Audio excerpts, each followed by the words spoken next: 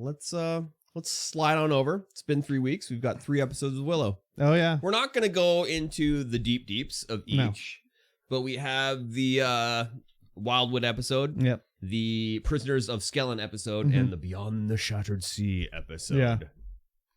Yeah. Yeah, I watched these 3 last night, so they're kind of fresh in my brain. Oh, yes. But I'll let you take the lead then. The thing that really stood out to me is like the music in these episodes. Just it goes from just like a weird cover of a pop song to like an orchestral score, and it really takes me out of it. I don't remember exactly what songs they were doing in this one, but it was like these ones, I should say. Yeah. But as I was listening to them, like they're just, I don't know, they don't do it for me really. And I get this show is like a teen drama, basically. Oh, it's 100% teen drama. But it's just getting like on my nerves basically now. Oh yeah, the final episode, I was like, I know. Like they just keep flip-flopping. Like Willow's like, we got to keep going. And then they get to the edge of the Shattered Sea. And they're like, I'm going home. I've had enough of this. We can't go any further. I'm out of here. Yeah. And it's just like, oh my God. And it's just so corny and whatever. Oh, it's super corny. And like, I still don't understand. Like in the first friggin' episode, Kit like straight on kissed Jade on the lips, full on like love kiss on the mouth. Yeah. And they're still like, oh, well, oh, gee, I don't know. Like, so finally they're like, oh, I love you or whatever. And it's like, didn't you do like a full on love kiss at the start of the show? Like, what is going on here? Who's the guy who's in the cage? Like that was Christian Slater. Yes. Soon as I couldn't heard remember his name for some reason, like, oh my God. As soon as the guy started talking in the cage, I'm like, that sounds like Christian Slater. And then I was like, was Christian Slater in the Willow? Like, he might have been. I don't know. Oh, I don't know either. He could have been in the original Willow. I'm not sure. I haven't seen Willow in forever. But as soon as he started talking, I'm like, that's Christian Slater. Yeah, 100%. That was Christian Slater. Let me see if he's in the so movies. I did enjoy the trolls like having like, oh, just are we savages to you? Like, what are you talking about? We're like, you know what? I don't like Nelwyn, so please just don't talk unless you're spoken to, okay? Yeah, all the trolls were very eloquent and polite. Yeah. It was kind of funny. So I enjoyed that. But yeah, Christian Slater in the cage. They introduced him just to die, basically. I mean, I guess maybe he'll live later, but it was a lot of like teen angst, like, oh, my dad didn't like me as much as he liked this other girl, Laura Dannon. Yeah. And, just a lot of like, I don't know. He's lying. No, I'm telling the truth. No, he's lying. I didn't. He stole it. But yeah, he stole it first, so I stole it back. Oh my God. Okay. Yeah, that episode, this is the one, the Prisoners of Skellen episode. Yeah. It was so dark. Yeah, it was dark. Like, it was dark as frig. I had to turn the HDR off on my TV and jack the brightness. I couldn't see anything. Yeah. I was like, what the hell is going on here? I know. Yeah, it was very dark. Yes. Over these 3 episodes, Borman remains the highlight of every episode, I feel. Like, yeah, the best part of these 3 episodes is when in the Wildwood, they get captured, whatever. Borman's taken to the tent, and he's like, are you thinking what I'm thinking of? And she's like, I don't think so. And she's like, tie him up, take him to my tent and tie him up. He's like, I think you are thinking of what I'm thinking.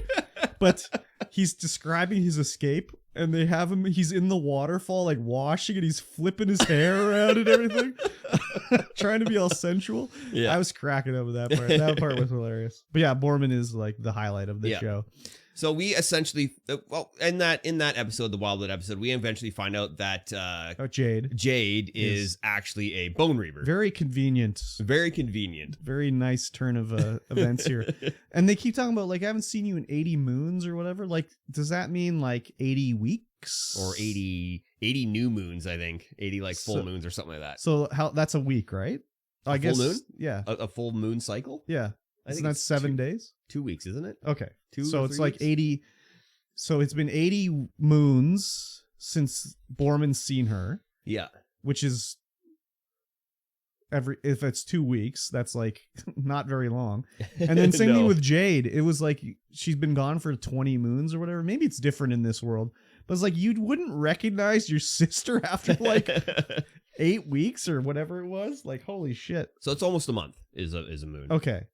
So 20 months, 2 years, you wouldn't recognize like, hey, this redheaded girl, she could be like my sister or something. I don't know. I mean, 80 moons on this. Yeah. And this, it might not be Earth. Who knows what planet it is, right? Well, so I don't know. Generally, these fantasy worlds sort of behave the same as the real world for what's going on. But yeah. But again, like, Kit's still annoying. Oh my God, she's still annoying. Still annoying. Hasn't grown. Hasn't learned anything. Still freaking annoying throughout the entire thing. Laura Dannon is just like, oops, I dropped the very important wand again, but conveniently it landed right where we're gonna be, so it's okay. Yeah. Willow is fine, but also like just on the drop of a dime, like, oh, I'm going home. I've had enough. Yeah. Well, like, he did get he had his like vision of his daughter. Fake vision of his daughter. Like he wouldn't be able to be like, oh, the crone is fucking with us. Like he's a wizard, you know? Yeah. So I don't know. It's just annoying me a lot. The last episode, Beyond the Shattered Sea, this is episode 7. It starts out and we find a girl with Eric. Yeah. And it just goes from like, she just flips like 180 like instantly when he says he's a prince. And I'm like, holy, what is this writing in this episode? Like how what? I know. Well, and then is like she's not human or anything. No. She's like one of those. Oh, she's like I'm pretty sure she's the crone. Oh, I thought she was like a demon woman or like those weirdo bird things that they send to capture. Yeah, I thought she was one of them. Just looks different, but who knows? No, I'm pretty sure she's the crone. But she's like there to like seduce Eric, so he gets a nice haircut and a dye job at the end of the episode. Yeah. I think some of the best visuals are in this episode. Like when there's a part in the episode where they're crossing the shattered sea with like this mud creature and a cart, and it's all like the atmosphere and the shattered sea is really cool. Like it's just barren with a few islands here and there, but it's like there's like 2 inches of water on the ground at all times. And Graydon finds out that he can actually do magic. All of a sudden, grabs a wand and fires off like the most powerful lightning shot of all time. Yeah, he actually uses his pan flute. It. And must be a bard. Yeah, and so there's a lot of montage of training with Kit and Jade and Willow and Laura Dannon and Graydon. Yeah, and the visuals in this whole part are really cool. I really like the music that they put in here and the cinematography in this area. It was I think weird. They blew the entire budget right here. Well, it's just like they're standing on the water. There's nothing around them, and you just see like the universe or the galaxy reflected in the water. And I was like, are they flying in outer space now? It didn't make any sense, but it looked really cool. It's just so much. And then like, why did Graydon shave his beard? Like, what was the point of him shaving his beard off? I don't know. Maybe he had another role in another movie to make a funny joke about how like, oh, you shouldn't have shaved off your beard. Like girls love beards.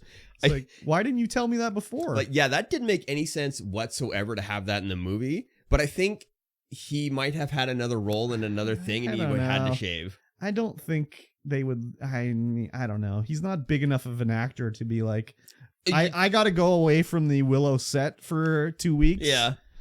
Like, I don't think that's the only thing that really makes sense to have that joke in there, though, for. Maybe it's just something later where he has to wear a gas mask and it has to be a tight fit. So he had to share it. Yeah, it's got to be something that where he had to shave his beard for I don't see him reason. having another role, though, that made him had to shave his beard. So, yeah, it's just whatever. It's very weird. So I would, I don't know. Would I recommend this show? The earlier episode? And then, like, all of a sudden, Willow finds some brownies that just happen to be living in the trench by the Bone Reavers. Yeah, that didn't make any sense. And it had either. like what's his name? It was like he was just doing like a stand-up comedy routine. Like, kids these days, she wants to be famous. Yeah, well, that was. I mean, he was the brownie who played the brownie in the. No, I know. Movie, I cool. recognize him. I don't remember his name, but he's been in lots of movies. Like, I know him. He was in Usual Suspects and whatever. But it's just like. they let him just do like a friggin' ad-lib stand-up routine down there about kids these days just want to be famous for no reason. And he's like, how are you going to be famous? She's like, decoupage. It's like, would anyone even watching this show know what decoupage is? I doubt it. Anyways, whatever. It's a very weird. It's gotten very weird now. Yeah, it's yeah, because especially when they reach the end of the Shattered Sea.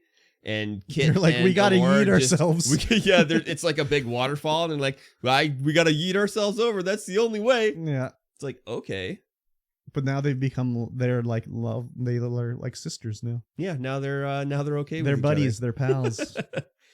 And they go up, and the last part of that is Eric's all transformed into like ultra badass boy. Yeah, in quotations, he got a conservative haircut and a brown hairdo. Yeah. It was weird. I don't know. We'll see what happens in the next episode, but it's not really doing it for me. No. Though I will say, after I watched Star Wars, there was the special features on Disney Plus, so I looked through it, and then there was one called like Warwick and Son, and it was about how in The Rise of Skywalker, they had Warwick Davis do a scene as Wicket with his son playing like his Ewok son. Yeah. And it was like a story about how he became Wicket, and it was like 5 minutes long, and it just showed him as a kid being Wicket and how he got the job as Wicket because he could do like a handstand. Yeah. And he's doing and man, I recommend you should watch this thing, because as I watched this little 5-minute documentary about it, I just had a smile on my face the whole time. It was just so good. Yeah, that sounds great. Yeah, I think I will watch that. Totally check it out. And then I had to watch Willow. So, yeah, it's weird. I guess I'd recommend it, kind of, but not really. And like the way they talk, again, that just puts me out of it. The way they talk is like the way they talk is 2023 teen drama. Almost, except they don't say dead ass or no cap, but like it may as well. It's coming. You think so? I don't think so. They've said some stuff where I'm like, okay. That's way too like recent. When Borman was just like, she comes into the tent, he's like, you look like wowza. I just was like, oh my god, this fucking show. So I get it's not for me, but I won't say it's bad. I just say it's not for me, really. Yeah. And this is coming from a guy who really liked Miss Marvel and She-Hulk, so who knows? Yeah. I unless you're like 11, 13, somewhere around there, you can watch it. Yeah, you probably love it, actually. That's yeah. They didn't really do enough to bring the people who like Willow in. I don't know. I'd have to rewatch Willow and see what its tone is like. Maybe it's just like this, and I don't remember because I watched it when I was 12. It is a little made for kids. Yeah. But it's not like modernized made for kids. Because I watched it not too long ago. But like, do you remember though? Like, was it modernized for like kids in the 80s? Like, where they've been like, hey, Mad Mardigan, that was radical. Nah, they did not do that. They did not do that at all. Oh, they had some Val Kilmer fakery in this episode. Was it not him doing the voice? He can't talk anymore. Oh, he can't talk. Okay. No. His like voice box is all fucked up. So I don't know if they just used AI or just used clips of like. Oh, they probably used AI. That's the same thing actually in Star Wars. They did the exact same thing because they had like when Rey was like beat up by Palpatine, they had all the Jedi talk to her.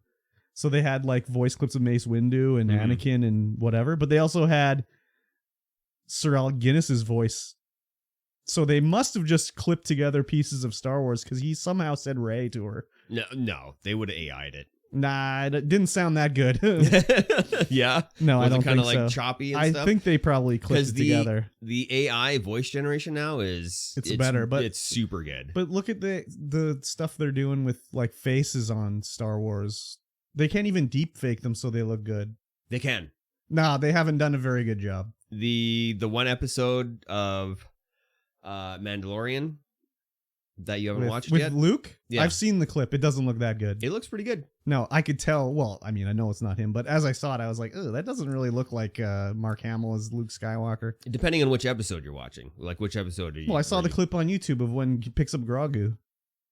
Like the final episode of the season. Yeah, it's better later. Okay.